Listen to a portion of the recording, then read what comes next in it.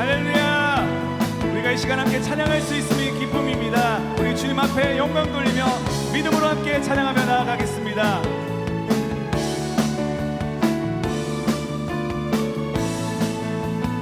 나의 가장 낮은 마음 주께서 기뻐하시고 사는 일에 큰 기쁨을 느끼게 하시는도다. 내가 지쳐 무력할 때 주는 내게 힘이 되시고 아름다운 하늘나라 내 맘에 주시는도다. 우리에게 축복하신 하나님 사랑 낮은 자를 높여주시고 아름다운 하늘나라 허락하시고 내 모든 것 예비하시네. 찬양함의 기쁨은 감사함의 평안은 간구함의 하나님 알도록 하셨네. 나의 가장 낮은 마음 주님께서 기뻐하시고 작은 일에 큰 기쁨을 느끼게 하시는도다. 내가 지쳐 무력할 때 주는 내게 힘이 되시고 아름다운 하늘나라 내 맘에 주시는도다. 우리에게 축복하신 하나님 사랑 낮은 자를 높여주시고 아름다운 하늘나라 허락하시고 내 모든 것 예비하시네. 찬양함의 기쁨은 감사함의 평안은 간구함의 하나님 알도록 우리에게 축복하신 주님을 고백합니다.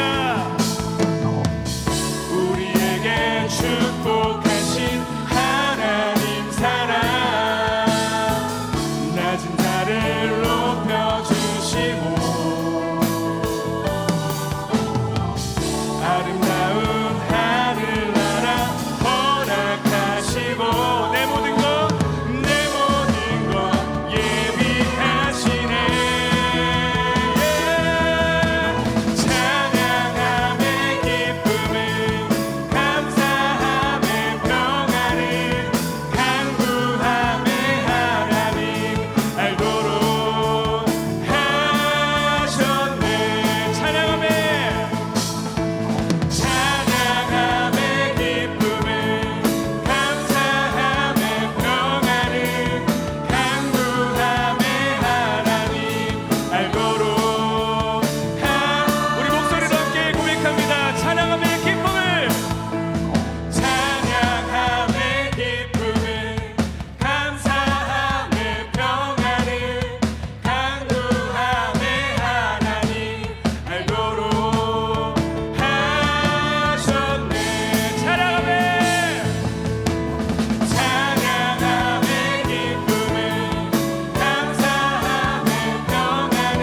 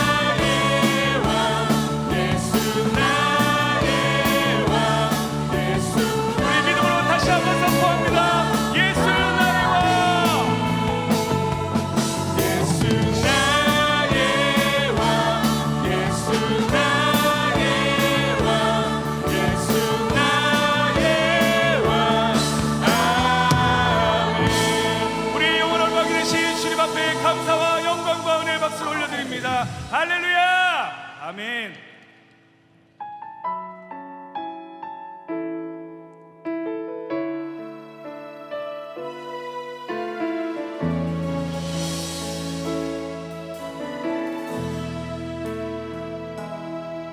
하나님의 부르심에는 후회하심이 없네.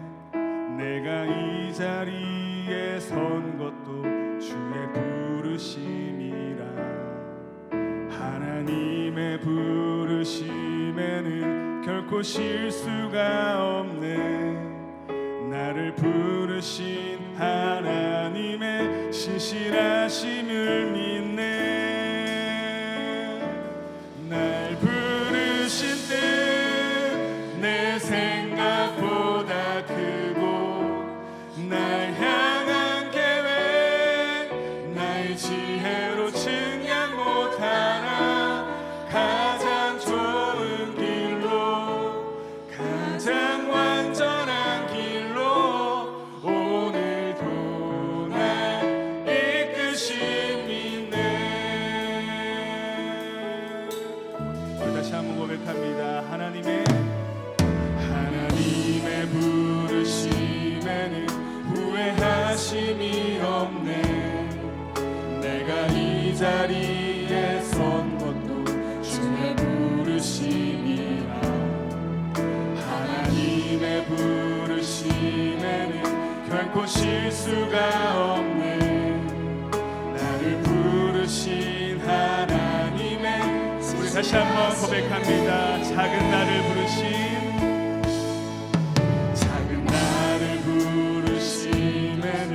결코 실수가 없네. 오직 감사와 순종으로 주의 길을 가리라. 때론 내가 연약해져도 주님 날 도우시니. 주의 놀라운 그 계획은 나는 믿으며 살리.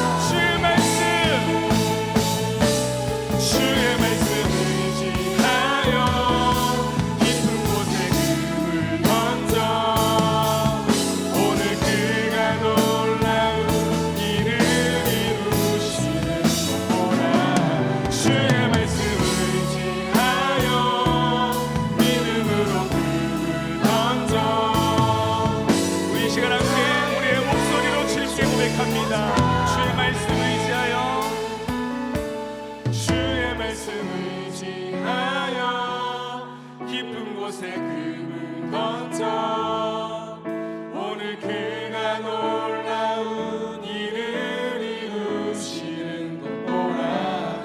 주의 말씀을 의지하여 믿음으로 금을 던져 믿는 자에게. 다시 한번 고백하겠습니다. 주의 말씀 의지하여, 주의 말씀 의지하여 깊은 곳에 금을 던져 오늘 그가 놀라운 일을 이루시는 것 보라.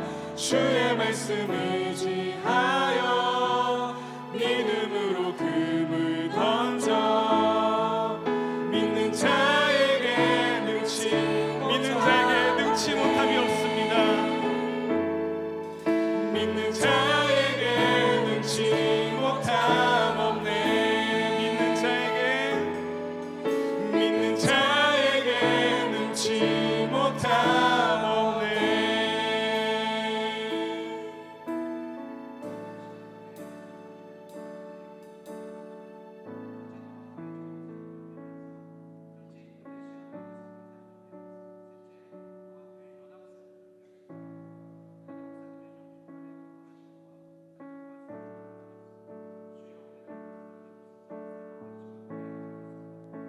주여 우리를 불쌍히 여기소서. 주여 우리를 불쌍히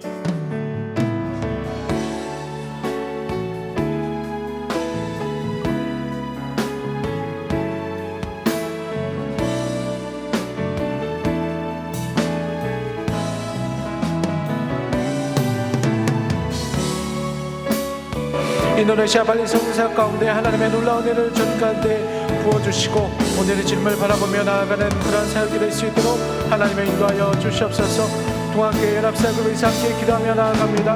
하나님 주님께서 이 지역 가운데 보셨던 그 사역들을 우리가 함께 감당할 수 있도록 도와주시옵소서. 아버지의 교회 가운데 보셨던 그 사명과 비전을 우리가 함께 바라볼 수 있도록 인도하여 주시옵시고 아버지의 기쁨과 아버지 주님만을 온전히 바라보며 나아가는 그런 성도 사역이 될 수 있도록 하나님의 역사하여 주시옵소서. 우리의 손과 발을 사용하여 주시옵시고 하나님께 기쁨으로 나아갈 수 있는 그런 저희들이 다 될 수 있도록 하나님이여 역사하여 주시고 함께하여 주시옵소서. 주님 인도해 주시옵소서. 하나님 함께하여 주옵소서.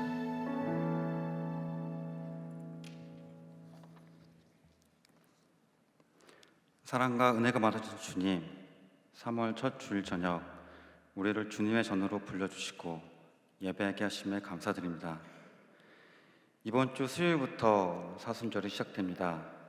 우리를 위해 십자가를 지신 예수 그리스도의 사랑과 희생을 깊이 묵상케 하시고 주님의 고난과 은혜를 기억하며 더욱 거룩하고 경건한 삶을 살아가게 하옵소서. 우리의 마음을 정결케 하시고 회개의 영을 부어주셔서 주님께 더욱 가까이 나아가게 하옵소서. 우리의 연약함을 아시오니 우리가 더욱 말씀과 기도로 깨어있도록 도와주시고 주님의 사랑을 본받아 이웃을 섬기며 나누는 삶을 살아가게 하옵소서.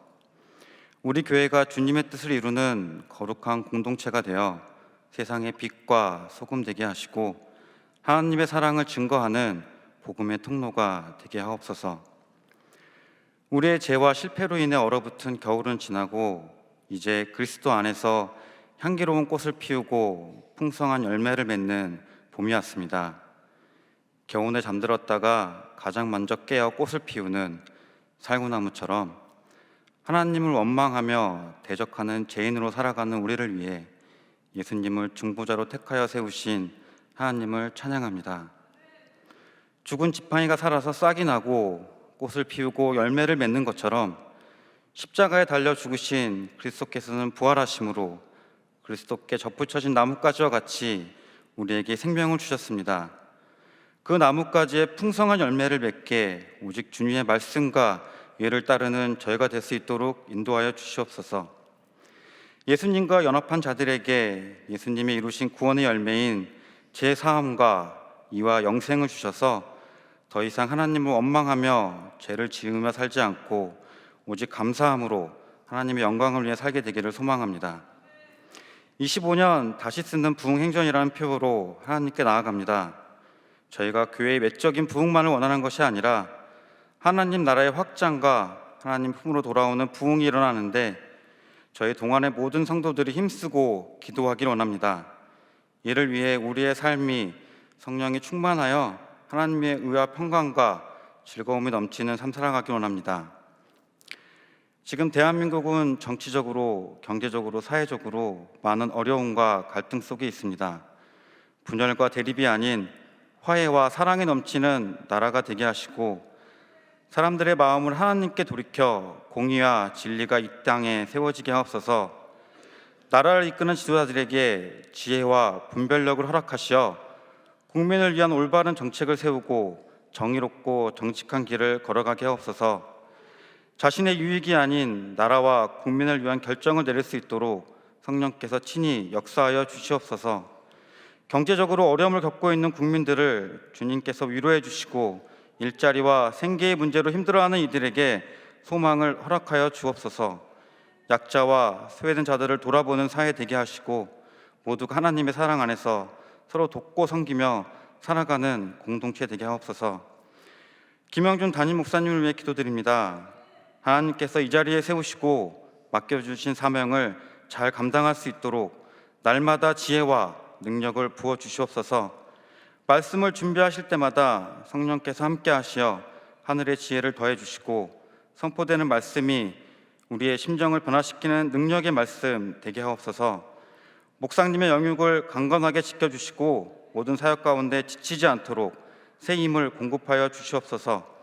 목사님의 가정을 평안하게 하시고 사랑과 기쁨이 넘치는 복된 가정 되게 하옵소서.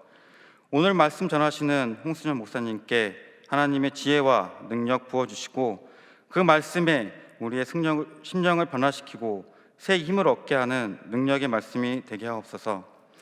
찬양대의 찬양 기쁘게 받아주시고 오늘도 하나님의 사역을 위해 수고하는 성도들 다 기억해 주시고 그들을 눈동자처럼 바라보고 지켜주신 하나님께서 그들이 가슴에 품고 있는 간절한 기도 제목들 기억하여 주시고 응답받는 역사가 이루어지길 소망합니다.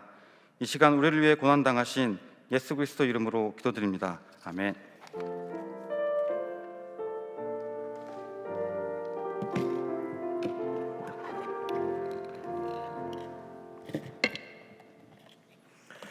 오늘 우리에게 주시는 하나님의 말씀은 마태복음 6장 19절에서 24절까지의 말씀입니다. 다 함께 일어나셔서 하나님의 말씀을 경청하겠습니다. 너희를 위하여 보물을 땅에 쌓아두지 말라. 거기는 좀과 동록이 해하며 도둑이 구멍을 뚫고 도둑질하느니라. 오직 너희를 위하여 보물을 하늘에 쌓아두라. 거기는 좀이나 동록이 해하지 못하며 도둑이 구멍을 뚫지도 못하고 도둑질도 못하느니라. 내 보물 있는 그곳에는 내 마음도 있느니라. 눈은 몸의 등불이니 그러므로 내 눈이 성하면 온 몸이 밝을 것이요 눈이 나쁘면 온 몸이 어두울 것이니 그러므로 내게 있는 빛이 어두우면 그 어둠이 얼마나 더하겠느냐. 한 사람이 두 주인을 섬기지 못할 것이니 혹 이를 미워하고 저를 사랑하거나 혹 이를 중히 여기고 저를 경히 여김이라. 너희가 하나님과 재물을 겸하여 섬기지 못하느니라. 이것은 하나님의 말씀입니다. 아멘.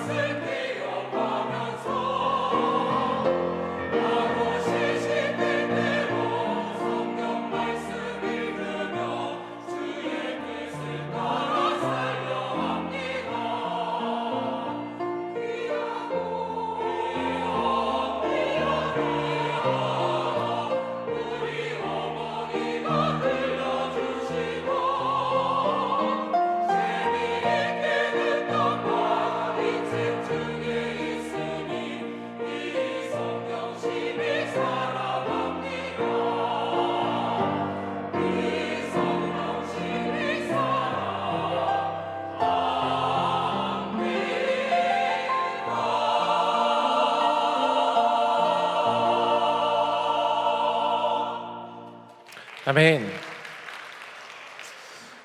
네, 우리 옆에 분에게 인사했으면 좋겠습니다. 사랑합니다, 축복합니다 라고 인사하겠습니다. 우리 한 번 더 인사했으면 좋겠습니다. 이번 한 주간도 함께 승리합시다 인사하겠습니다. 여러분 혹시 살아가시면서 무언가 올인을 하신다든가 또는 온 마음을 쏟아붓는다고 느껴지신 적이 있으신가요? 우리는 인생에서 다양한 우선순위를 설정하며 살아가고 있습니다. 어떤 분들은 사회적인 성공을 인생의 최우선으로 두고 있고, 어떤 분들은 가정을 최우선 순으로 두고 있고, 또 어떤 분들은 재물을 나의 가장 중요한 목표로 세우며 살아가고 있습니다. 이러한 우선순위는 우리가 나의 삶의 가치를 어디에 두고 있는지를 잘 보여주고 있는 것 같습니다. 그런데 우리는 종종 모든 것을 얻는 것이 최선이다라고도 또 생각하는 것 같습니다. 그래서 하나님, 제가 조금만 여유가 더 생기면 그때 하나님 원하시는 것들을 하겠습니다 라고 고백하기도 하고, 하나님 제가 조금만 더 성공하면 그때 제가 드리겠습니다 라는 이런 고백들을 하게 되는 경우가 많습니다. 이 마음들을 언뜻 들어보면 그럴 때 보이지만, 실제로는 사실 우리의 내면을 끊임없이 갈라놓게 하고 믿음과 세상의 욕망을 동시에 추구하도록 만드는 경우들도 많습니다.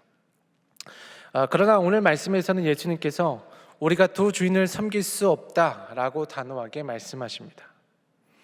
얼마 전에 이런 기사가 한 가지가 있었습니다. 모 기사에 따르면 한 지방 공무원이 장기간에 걸쳐 공금 수억 원을 횡령했다, 이런 내용이었습니다. 이분이 처음에는 소액을 이렇게 가져가고 있었지만 점점 갈수록 그 규모가 커지게 되었던 것입니다.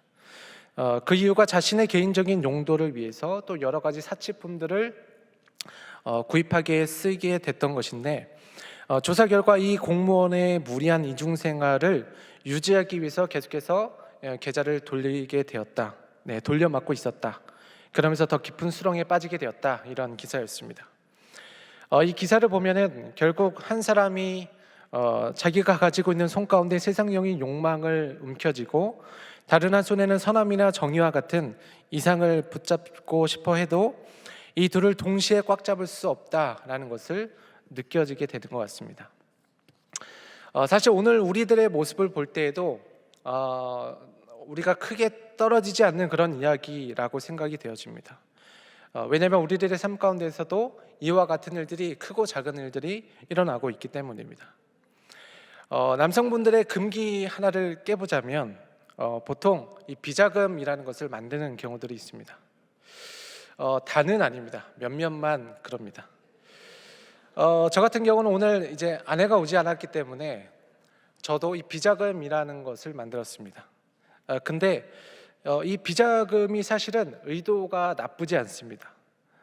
저희 가정은 이 재정을 아내가 관리를 하고 있는데, 어떤 특별한 이벤트가 있으면 그때 가끔 가다가 선물을 하는 경우들이 있습니다. 그렇게 이제 선물을 했을 때 분명히 너무나 기뻐하고 좋아하지만 꼭 피드백 중에 한 가지는 얼마가 들었어? 라는 그런 이야기를 합니다. 이런 걱정이 왜 들어올까라는 것을 생각해 볼 때, 사실 그 돈이 그 돈이고 그 돈이 내 돈이기 때문이죠. 그래서 더 큰 기쁨을 드리기 위해서 비자금을 시작하게 되었습니다. 의도는 그랬습니다. 그런데 얼마 전에 그 의도를 결국에는 지키지 못했던 일들이 있었습니다. 나머지는 나중에 또 말씀을 드리겠습니다. 작은 예이지만 이렇게 욕심과 제약이 자라나기 때문에 우리가 우리의 마음의 우선순위를 제대로 세우지 않으면 우리는 수많은 유혹 가운데서 그냥 넘어지기가 쉽다라는 것입니다. 오늘 우리가 살펴볼 말씀은 마태복음 6장 19절에서 24절의 말씀입니다. 이 문제에 대해서 예수님은 이렇게 말씀하셨습니다.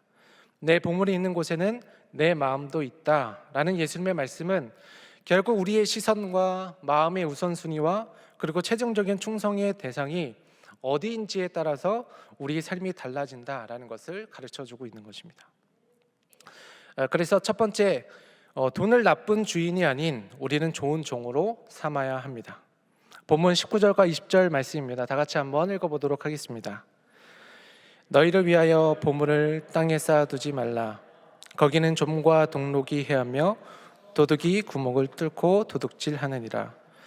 오직 너희를 위하여 보물을 하늘에 쌓아두라. 거기는 좀이나 동록이 해하지 못하며 도둑이 구멍을 뚫지도 못하고 도둑질도 못하느니라. 먼저 예수님께서는 본문 19절과 20절을 보면은 땅에 쌓아두는 보물과 하늘에 쌓아두는 보물을 대조해서 말씀하고 있습니다. 그리고 우리의 마음이 어디에 머물러 있는지를 점검해야 될 것을 가르쳐주고 있습니다. 그런데 이 말씀은 재물 자체를 악하다고 선언하기보다는 재물에 대한 우리의 태도를 가르쳐주고 있는 것입니다. 특히나 오늘날처럼 물질적 풍요가 성공과 안정의 턱도로 여겨지는 시대를 사는 우리에게 실질적으로 무엇을 우선순위로 여기며 살고 있는지를 우리에게 묻고 있는 것입니다. 사실 이 문제는 오늘날만의 문제는 아닙니다. 초대교회 당시에도 가난과 부유의 문제가 있었고 험금과 구제에 대한 문제가 있었습니다. 이렇게 재물에 관련된 이슈가 수없이 있어 왔습니다. 그리고 교회사 속에서도 보면 수요를 어떻게 바라보아야 하는지에 대한 극단적인 입장들도 있어 왔습니다.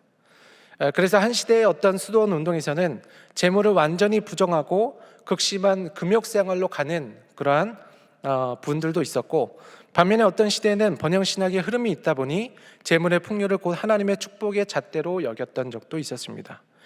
이처럼 재물에 대한 태도는 복잡한 문제였다라는 것이죠.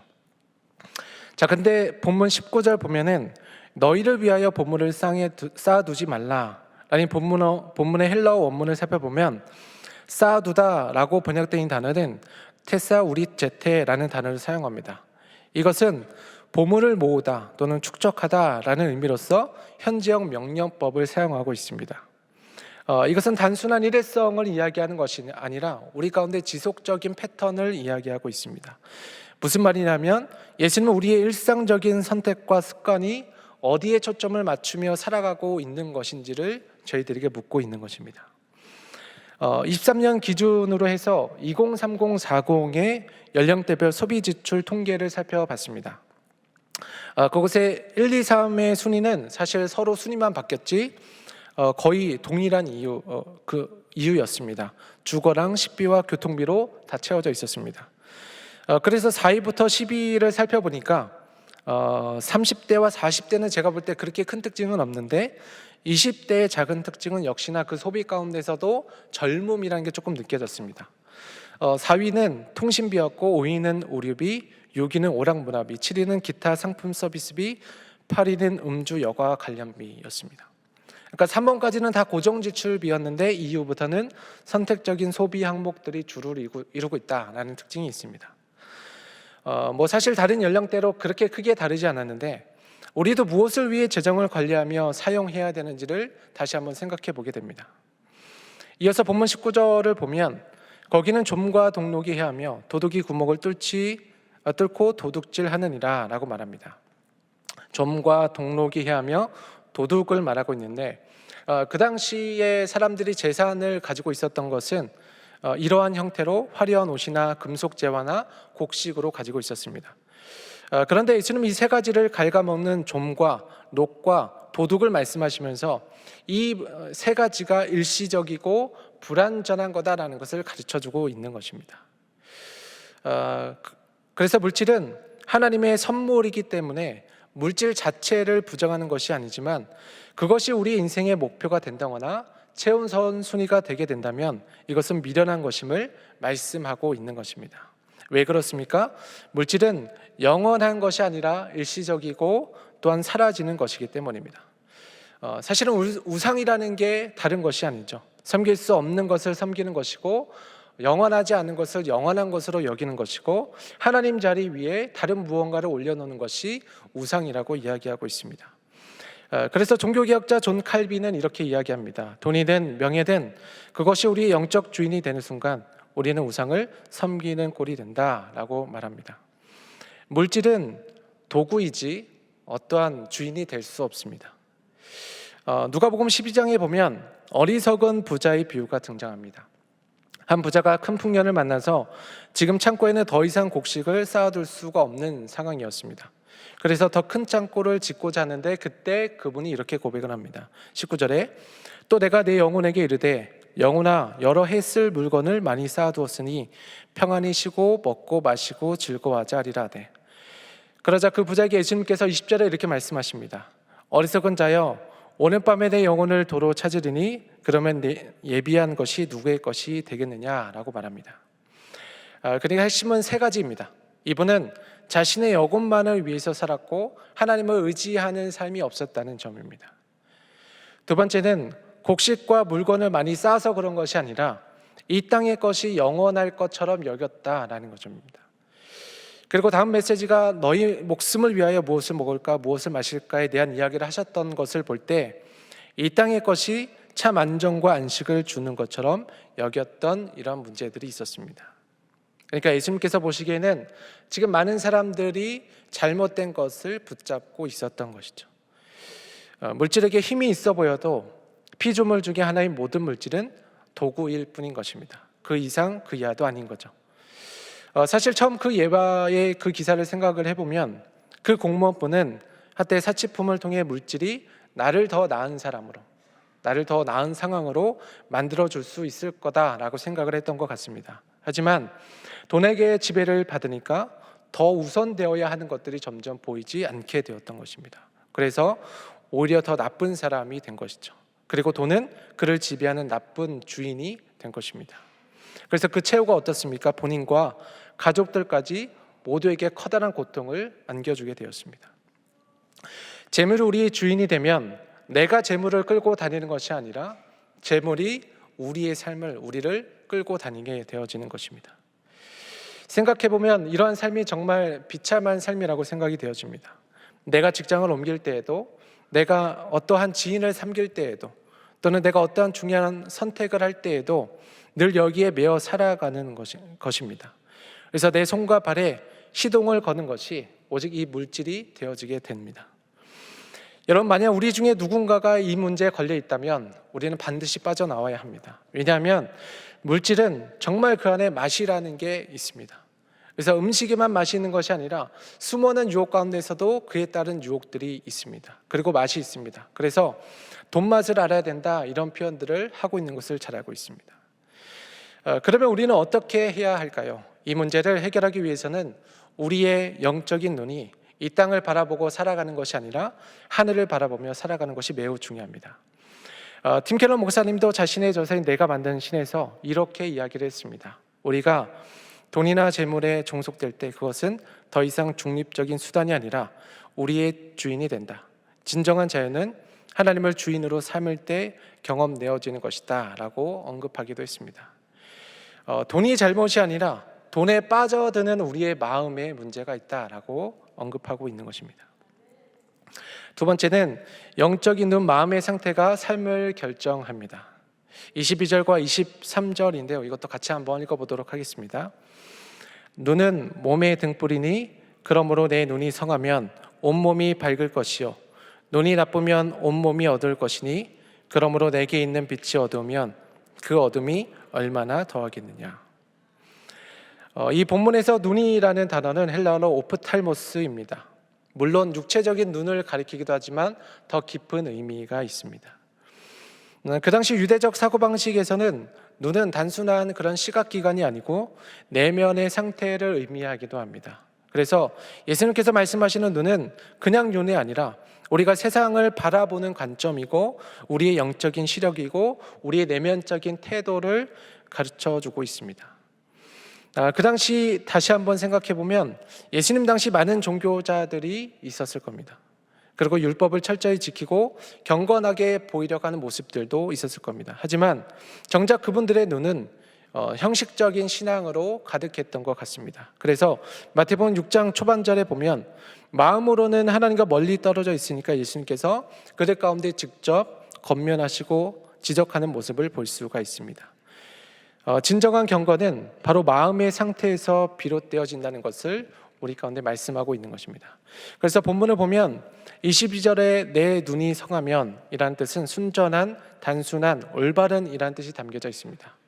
그리고 23절에 내 눈이 나쁘면 이란 나쁘다는 뜻은 악한, 부정직한, 왜곡된 이라는 의미가 담겨져 있습니다.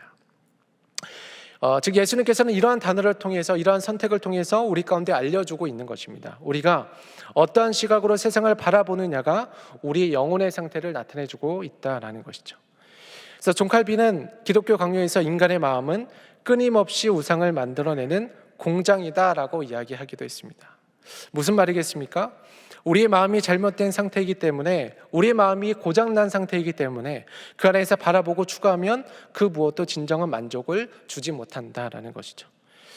그러나 마음이 예수님께 고정되어 있다면 어떠한 상황에서 흔들리지 않는 빛 가운데 거하며 나아가게 되는 것입니다. 저는 이 모습을 잘 보여주는 사례가 이 두 인물에서 나타난다고 생각합니다. 사무엘서를 보면은 사울과 다윗이 등장합니다. 사울의 첫 모습은 꽤 겸손했던 것 같은 모습들도 있었고, 하나님의 기름 부음을 받았을 때도 마음의 눈이 온전히 하나님을 바라보고 있는 것처럼 느껴졌습니다. 그런데 시간이 조금 지나니까 사울의 눈이 확 바뀌게 되었던 것이죠. 점점 다윗을 시기하게 되고 사람들만의 시선을 따라 집중하는 삶을 살았던 것을 볼 수 있습니다. 그러면서 그 끝은 아주 비참했습니다. 그런데 반면에 다윗은 왕으로서 분명 여러 실수가 있었지만 결국 그의 마음의 중심이 하나님을 향해 있었습니다. 그래서 시편 51편에도 나오지만 다윗이 진심으로 회개하고 하나님께 돌아왔던 것을 알 수 있습니다. 그리고 그의 총체적인 삶의 평가를 사도행전 13장 22절에 이렇게 말씀합니다. 이것도 같이 한번 읽겠습니다. 시작. 패하시고 다윗을 왕으로 세우시고 중언하여 이르시되 내가 이새의 아들 다윗을 만나니 내 마음에 맞는 사람이라 내 뜻을 다 이루리라 하시더니, 다윗의 영적인 눈이 궁극적으로 하나님께 돌아갔다는 것을 말하고 있는 것입니다. 그리고 그 뜻이 이루어졌습니다. 영적인 눈이 늘 땅을 보고 살았던 자와 하늘을 보고 살았던 자의 모습이었습니다. 이처럼 우리의 눈이 거짓된 화려함에 매료되면 삶 전체가 어둠과 공허함에 빠져들게 됩니다. 결국 눈이 성한 상태, 즉 마음이 순전하고 바른 방향을 바라보는 것이 우리 삶에서 얼마나 중요한지를 깨닫게 하시는 것입니다. 사실 인간의 시각은 그 이전에 에덴 동산에서의 타락과 밀접한 관련이 있습니다. 창세기 3장에서 하와는 여자가 그 나무를 본즉 먹음직도 하고 보감직도 하고 지혜롭게 할 만큼 탐스럽기도 한 나무인지라 라고 묘사합니다. 사과를 보고 맛있게 느꼈다는 것은 이해가 잘 됩니다. 하지만 지혜롭게 할 만큼 탐스러웠다라는 표현은 어떤 의미가 들어가 있는 것이죠. 즉 육신의 정욕과 안목의 정욕과 이생의 자랑은 모두 우리의 눈과 관련이 있는 것을 볼 수가 있습니다. 오늘날 많은 사람들은 경제 사회 속에서 끊임없이 비교하고 열등감 속에 시달리며 살아가고 있습니다. 누가 더 많이 가졌고 누가 더 화려한 경력을 쌓았는지 눈으로 보면서 자신에게 괴로움을 더 주며 살아가고 있는 것 같습니다. 그래서 예수님은 율법의 문제뿐만 아니라 여러 가지로 우리 가운데 무거운 짐을 지고 살아가는 그러한 백성들에게 하나님께서는 우리 가운데 참 자유를 주시려고, 또 그 무거운 짐을 가볍게 하시려고 이 땅에 오셨던 것입니다. 그래서 존 스토트 목사님도 산상수훈이라는 책에서 이렇게 말씀합니다. 믿음의 눈이 어두워지면 그것은 온 삶을 어둡게 만듭니다. 신앙은 눈이 아니라 마음이지만 마음의 눈을 통해 보지 못한다면 빛이 있어도 밝음을 누릴 수 없습니다. 즉 마음의 눈이 밝아야 비로소 하나님의 빛을 온전히 누릴 수 있습니다 라고 말했습니다. 우리의 영적인 시각이 하나님께 향해 있어야 함을 우리 가운데 가르쳐주고 있는 것입니다. 세 번째는 하나님을 최우선순위로 삼아야 한다라는 것입니다. 24절의 말씀인데요, 이것도 같이 한번 읽어보도록 하겠습니다. 한 사람이 두 주인을 섬기지 못할 것이니 혹 이를 미워하고 저를 사랑하거나 혹 이를 중히 여기고 저를 경히 여깁니다. 너희가 하나님과 재물을 겸하여 섬기지 못하느니라. 오늘 본문에서 가장 직설적인 경고가 담긴 말씀이 오늘 본문의 24절입니다. 두 주인을 섬길 수 없다라는 이 말씀은 우리에게 강력한 요구를 하고 있습니다. 선택을 요구하고 있습니다. 너희들이 재물을 섬길 것이냐 아니면 하나님을 섬길 것이냐, 우리의 궁극적인 충성의 대상이 누구인지를 분명히 해야 된다라는 것을 가르쳐줍니다. 생각해보면 사실은 단순해 보이기도 합니다. 예를 들면 우리가 두 주인을 섬기게 된다면 우리는 계속해서 부딪힐 수밖에 없습니다. 마치 이런 것과 비슷할 수 있을 것 같습니다. 내가 결혼을 했는데 누구의 말을 들어야 할까라고 했을 때, 어떤 문제가 터졌을 때 지금까지 나를 먹여주고 입혀주신 부모님의 말을 들어야 할까, 아니면 새로운 리더인 아내의 말을 들어야 할까? 또는 내가 입사를 했는데 사장님이 두 분이 계신다면 누구의 말을 들어야 할까? A 사장님인가? 아니면 B 사장님인가? 어쨌든 우리는 한쪽을 따를 수밖에 없는데, 마찬가지로 우리가 돈을 최우선으로 삼게 되면 결국 하나님을 멀리하게 됩니다. 오늘 본문을 보면 재물로 번역된 헬라어 마모나라는 단어입니다. 이것은 재물을 의인화한 그런 표현이기도 하는데, 그 당시에는 탐욕적인 부를 상징하기도 했습니다.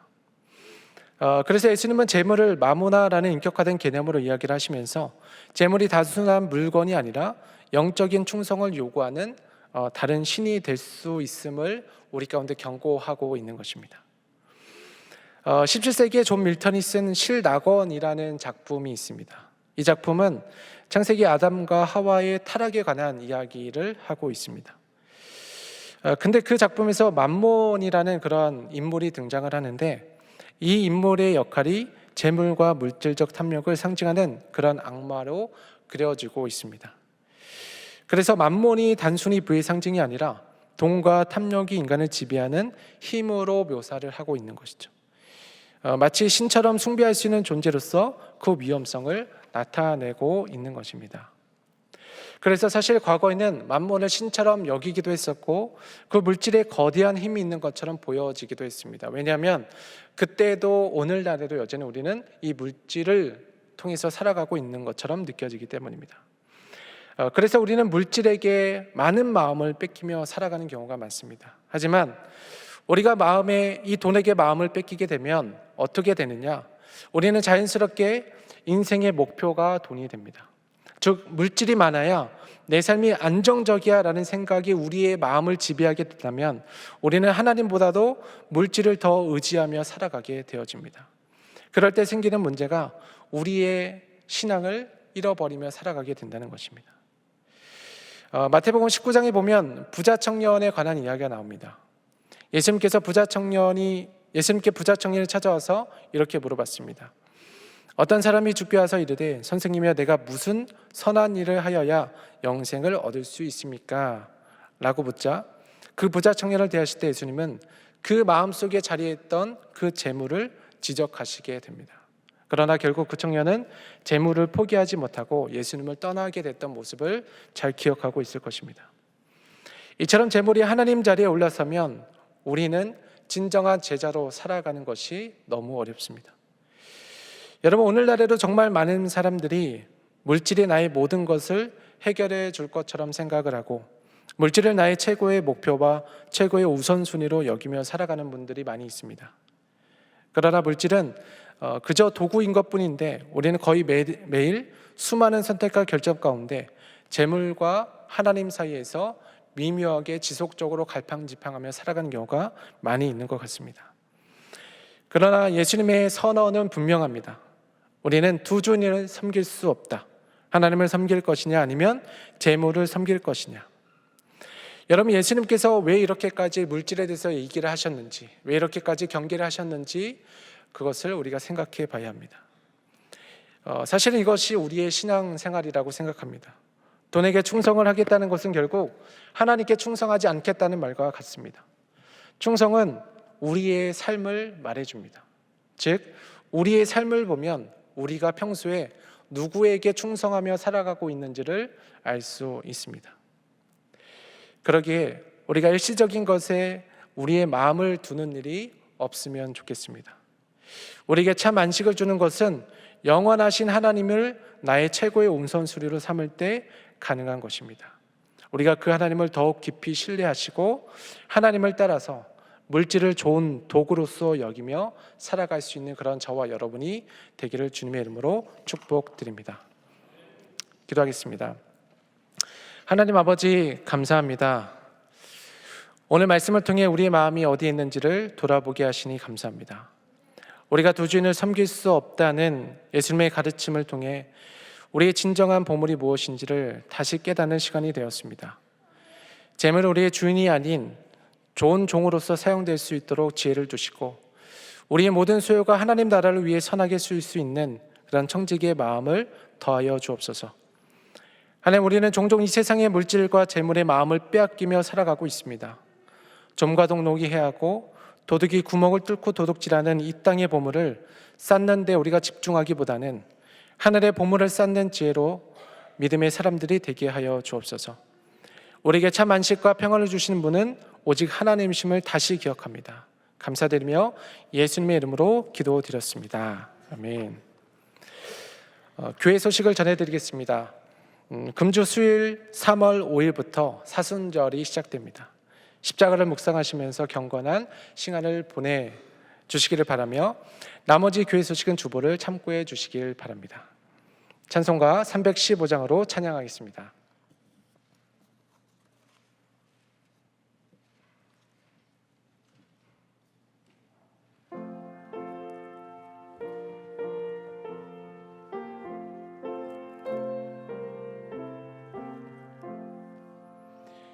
내 주 되신 주를 참 사랑하고 곧 그에게 죄를 다 고합니다. 그는 은혜를 주신 내 예수시니 이전보다 더욱 사랑합니다.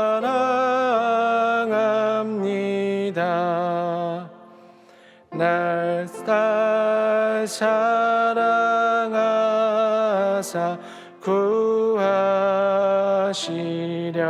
구하시려고 저 십자가 고난 당하셨도다. 그가 시관 쓰시 내 주 배우니 이전보다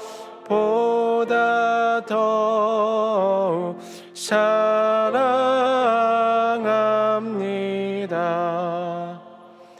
내 평생에 힘쓸 그 큰 의무는 주 예수의 덕을 늘 기림이라. 숨질 때에까지 내 할 말씀은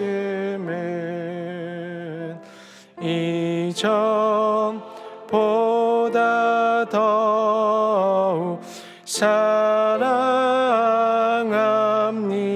사랑합니다. 그 영광의 나라 나 들어가서 그 풍성한 은혜 늘 감사리.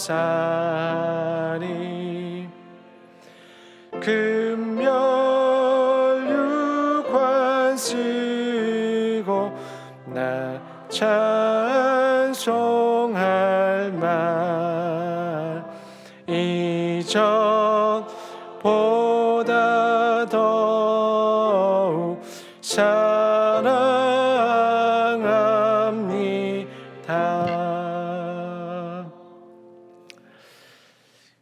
이제는 우리 주 예수 그리스도의 넓고 크신 은혜와 우리 아버지 하나님의 지극하신 사랑과 성령의 위로 교통 충만하심이 선물은 선물로 여기며 오직 하나님만을 섬기겠다고 결단하는 동안의 모든 성도들의 머리 위에, 이들의 직장과 가정과 삶의 현장 위에 이제로부터 영원토록 함께 하시기를 간절히 축원하옵나이다. 아멘.